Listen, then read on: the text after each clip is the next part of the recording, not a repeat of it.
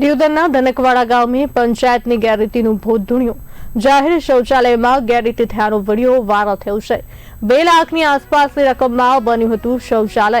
4 વર્ષ પહેલા કામ પૂરું કર્યા વગર થઈ હતી ચૂકવણી। કોન્ટ્રાક્ટરે પંચાયત સાથે મળી કર્યો હતો ગોટાળો। સમગ્ર મુદ્દે સ્થાનિક અગ્રણીએ વિડીયો બનાવી કર્યા ગેરરીતિના આક્ષેપ। 4 વર્ષથી શૌચાલયને હતા તાળા, જે ખુલ્યા બાદ ગેરરીતિ આવી છે સામે।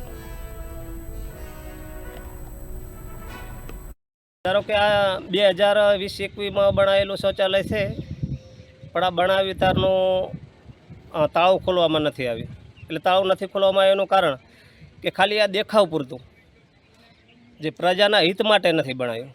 જે કોન્ટ્રાક્ટરો, જે ભ્રષ્ટ અધિકારીઓ એમના કમિશન માટે જે કરતા હોય છે, એમના માટે થઈ અને જે ગ્રાન્ટ ઉપાડવા માટે બનાવેલું છે।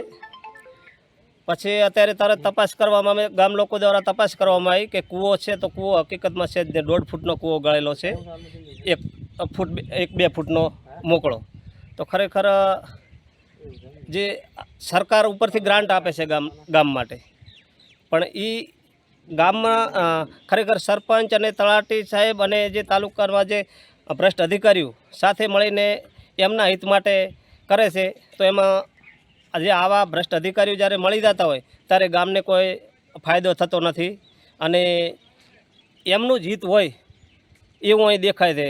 અને ખરેખર તો આમ ગણવા દો તો ગામ લોકો અમે પણ ગણો તો આમ તો મૂર્ખાઈ મણાવવા બરાબર કે જો 2021-22થી બનેલું છે તો હજી આજ સુધી અમે ગામ લોકોએ કોઈ તપાસ નથી કરી। અત્યારે જોયું તો ખબર પડી કે આવી હાલત છે, આ એમના માટે બનાવેલું છે, એમાં ગામને આપણે કોઈ લેવા દેવા નથી।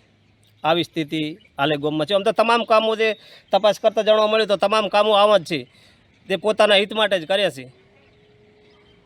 વચમાં પછી